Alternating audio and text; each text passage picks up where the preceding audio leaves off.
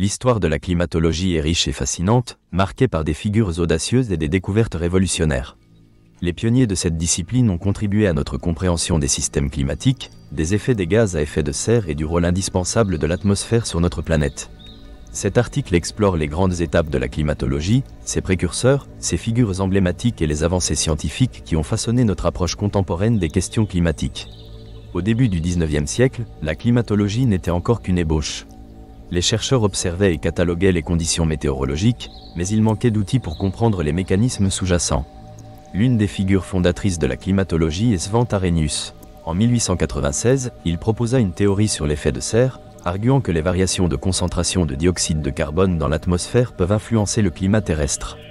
Bien que prématurée, sa réflexion sur l'impact des activités humaines sur le climat a marqué un tournant dans l'histoire de la climatologie.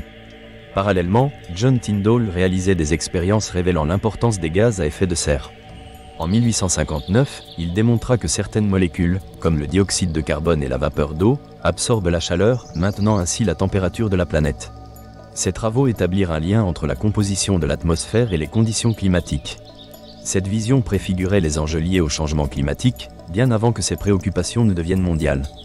À cette époque, la climatologie était principalement un champ d'observation et de collecte de données.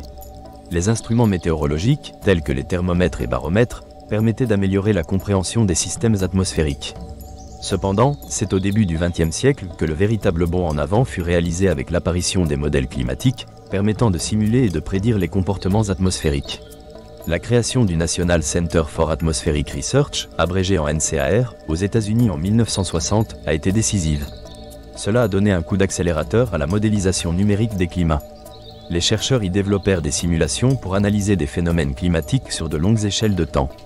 Les progrès en informatique ont permis de réaliser des calculs complexes, facilitant ainsi la compréhension de la dynamique terrestre.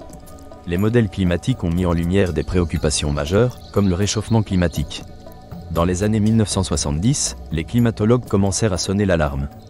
Des événements climatiques extrêmes, tels que la sécheresse de l'Ouest américain et des vagues de chaleur en Europe, révélèrent les changements en cours. Ces anomalies incitèrent à une coopération internationale pour étudier et comprendre la climatologie. Au fil des décennies, des figures comme James Hansen émergèrent.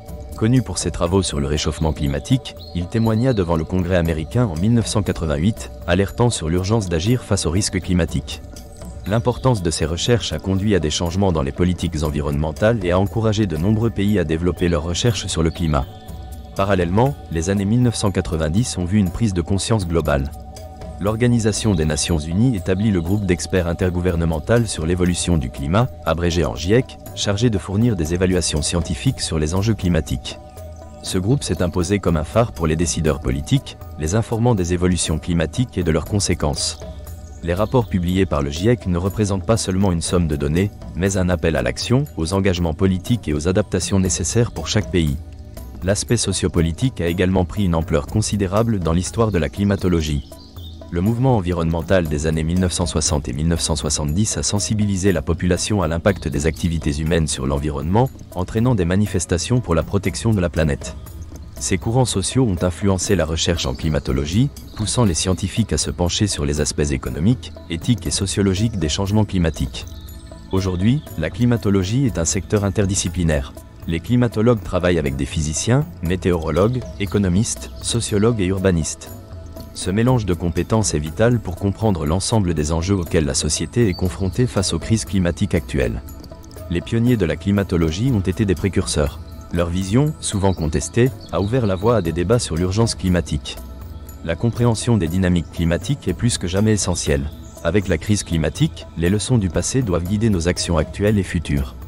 Ainsi, l'histoire des pionniers de la climatologie se tisse à travers des découvertes scientifiques, des collaborations interdisciplinaires et des mouvements sociopolitiques. Ces figures emblématiques nous poussent à réfléchir sur notre responsabilité collective dans la sauvegarde du climat et à agir pour un avenir durable.